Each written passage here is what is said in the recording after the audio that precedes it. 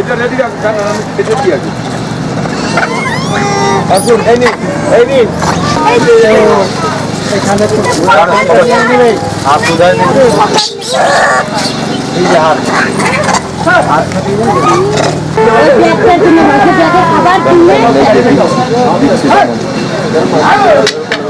भैया आगे जा सकते, आगे जाके दीजिए।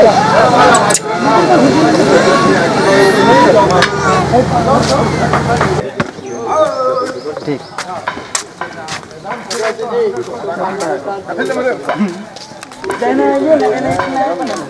সবাই বসে আছে।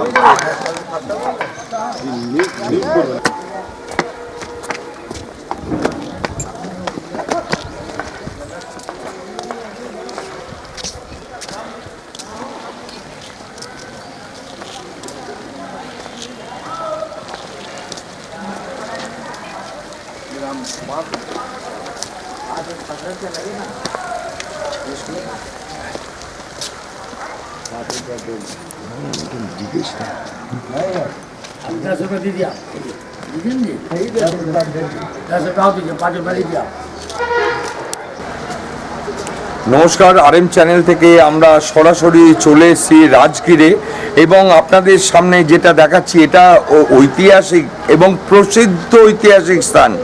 এটা যেটা দেখছেন আপনারা, এই যে পাথরের গুহাটা, এটা হচ্ছে বিম্বিসারের সোনার খাজানা। বিম্বিসারের সোনার খাজানা এখানে উনি রেখে দিয়েছিলেন।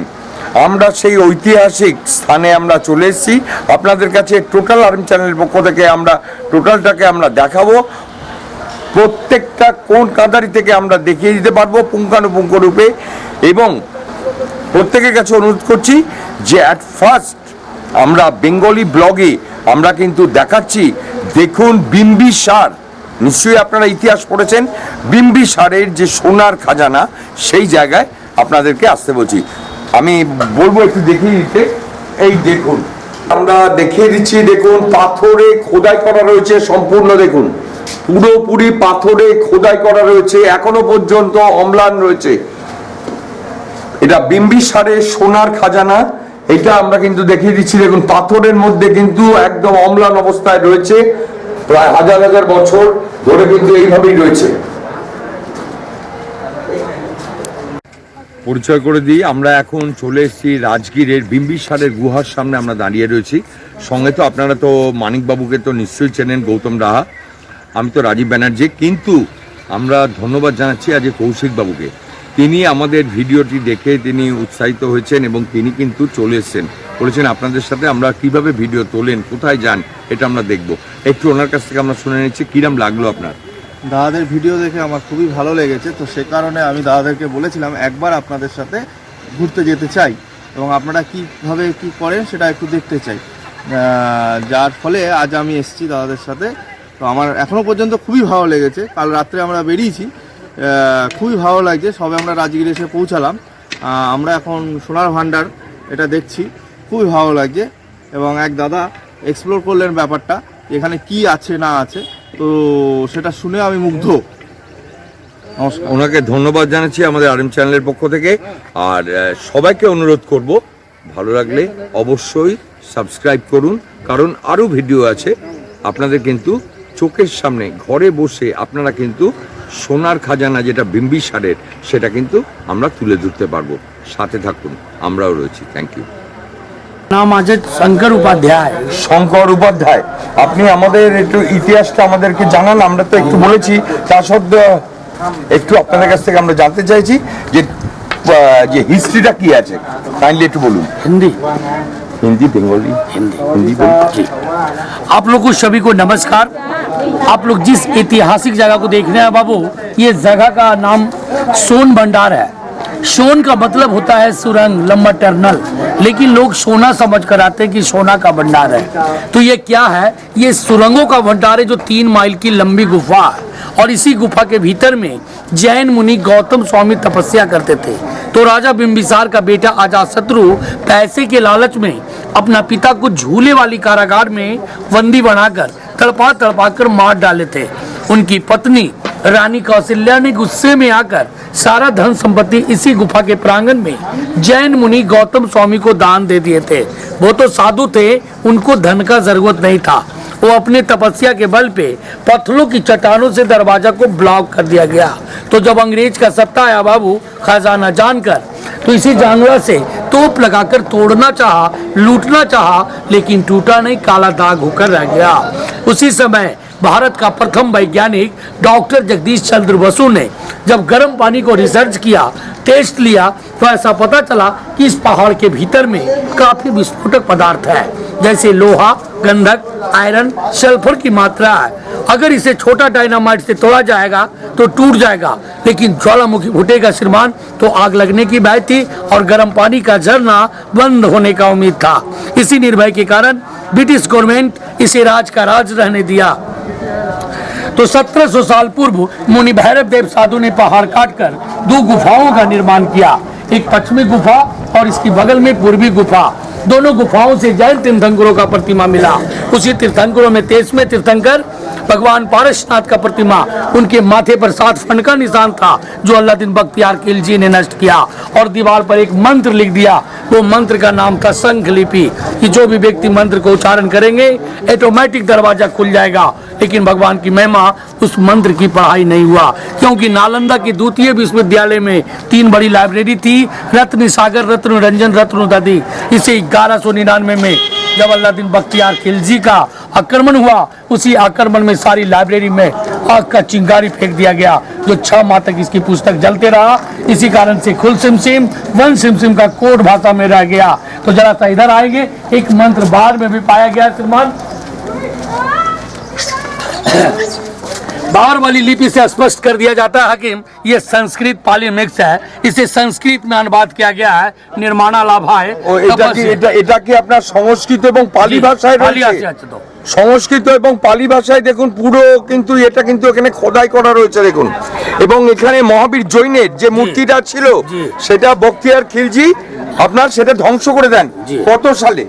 কত খ্রিস্টাব্দে? हाँ, ये 1300 খ্রিস্টাব্দে। जी जी जी। तो ये मंत्र से उच्चारण हो जाता है श्रीमान। इसे संस्कृत में पढ़ा गया है निर्माणा लाभाय तपस्या होगे शुभ गुहे अरहर प्रतिमा प्रतिशते आचार्य मुनि 3rd AD। इससे क्लियर निकलता है कि राजा बिंबिसार का बेटा अजात शत्रु राज किया, अजात शत्रु का बेटा उद्यन, यहाँ से राजधानी उठाकर पाटलिपुत्रा में बसा दिया गया। तो कालांतर में जगह खाली पड़ गया। यानी 1700 साल पूर्व मुनि भैरव देव साधु ने पहाड़ काटकर 2 गुफाओं का निर्माण किया और दीवार पर तीर्थंकरों का प्रतिमा बनाया।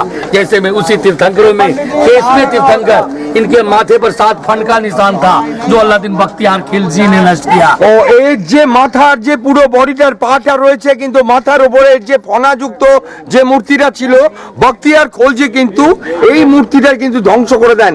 সেটা কিন্তু আমাদের চোখের সামনে কিন্তু রয়েছে, আমরা আপনাদেরকে জানিয়ে দিচ্ছি। ऊपर जो देख रहे हैं दादा, ये छोटे छोटे गड्ढे का निशान, ये कड़ी का निशान था, लेफ्ट राइट साइड पिलर, ये छज्जेदार मंडप जो सभा मीटिंग होता था, लेकिन 1934 की बिहार भूकंप में टूट गया। तो भारत सरकार सुरक्षा हेतु ईंट, प्लास्टर, चूना और पेरिस से इसे मरम्मत किया गया। इधर आ जाएंगे दादा। ये जो देख रहे, जैसे देखने में लग रहा है आपका अशोक चक्र एक, लेकिन ऐसा बताया जाता है ये जैन धर्म चक्र है। अशोक चक्र में 24 तीलियां होते हैं, जैन धर्म चक्र में 32 तीलियां होते हैं। एक नारी का फिगर पूजे के हाथ में थाल लेकर किसी मंदिर की ओर प्रतिदिन पूजा करने के लिए जा रही थी। कुछ लिपि अनुमान से ऊपर भी पाया गया है, कुछ इस दीवार पे, कुछ इस दीवार पर, कुछ गेट के पास। ये संख लिपि के नाम से जाना जाता है। तो बाहर ले चलेंगे, मैं दर्जा दिखाऊंगा और संख लिपि मंत्र दिखाऊंगा बाबू, इधर चलेंगे। धर्म का स्थापना गिरा हुआ तो दीवार काटकर तो इसमें तीर्थंकर भगवान महावीर स्वामी का प्रतिमा बनाया गया। माथे का सीन, बॉडी का सीन, पैर, धर्म चक्र और शेर का निशान। नीचे 1.5 फीट घर से तीर्थंकर पारसनाथ और नेमिनाथ का प्रतिमा मिला, लेकिन दोनों पत्थर कीमती था, इसे निकालकर नालंदा म्यूजियम की संग्रहालय में रखा गया। बगल वाली गुफा में चलेंगे श्रीमान, आएंगे। स्टोरी 2 तल्ले का, ये जंगल झाड़ी मिट्टी नालंदा की तराई जैसा ढका हुआ था। तो नालंदा का 2 स्टूडेंट थे, फाहियान होनसन। होनसन साहब जब इसे रिसर्च किया, क्योंकि माटी में दबा हुआ था, तो डबल स्टोरी पाया गया, एक पत्थर का और एक ईंटे का। लेकिन 1934 की बिहार भूकंप में टूट गया, तो भारत सरकार सुरक्षा हेतु ईंट, प्लास्टर, चूना और पेरिस से इसे भी मरम्मत किया गया। और ऊपर से एक गरुड़ भगवान विष्णु का भी प्रतिमा मिला, उसे निकाल कर नालंदा म्यूजियम की संग्रहालय में रखा गया।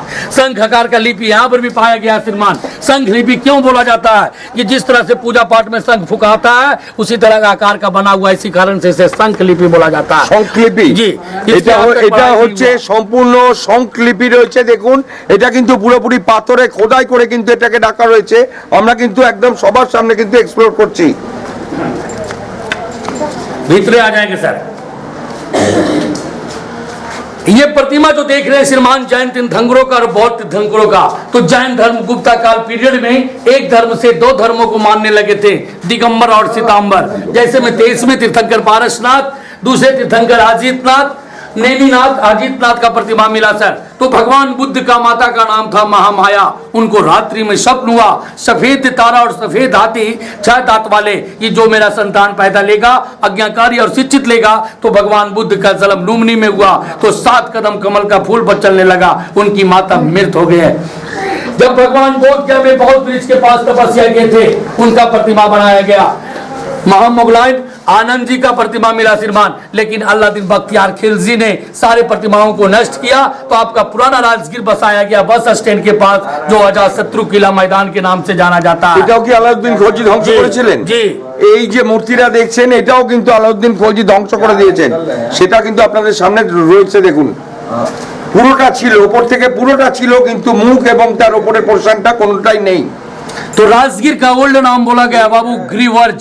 ग्री का मतलब होता है पहाड़, वर्ष विश्वासी। तो राजगीर 5 पर्वतों से घिरा हुआ है, जैसे में विपलाचल, रत्नागिरी, उदयगिरी, सोनागिरी और व्यवहारगिरी नगरी से ये सोन भंडार गुफा बसा हुआ है। ये सुरंगों का भंडार है, जैन मुनियों का साधना गिरी है। लेकिन लोग खजाना समझकर आते आगे। तो मैं दावा करता हूं कि जब अंग्रेज सरकार इतना बेवकूफ नहीं था, गया से कोडरमा रेलवे लाइन बिछाया, 7 पहाड़ काटकर बम्बई बिछाया। तो ये पहाड़ काटने में क्या था, क्योंकि इस पहाड़ के भीतर में तो विस्फोटक पदार्थ है।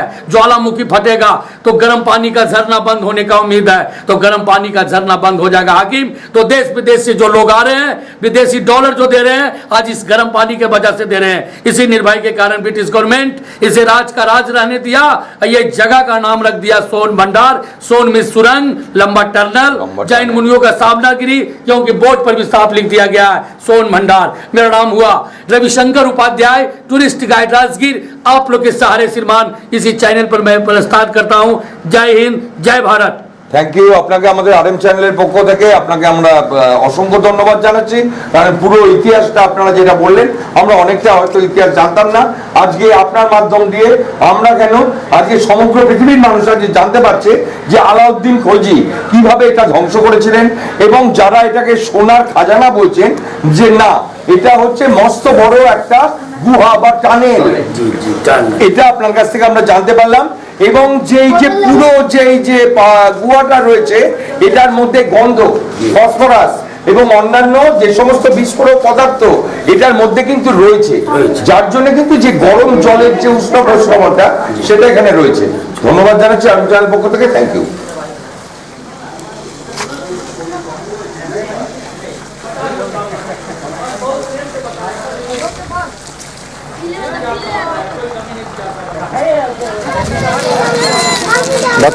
দাদা,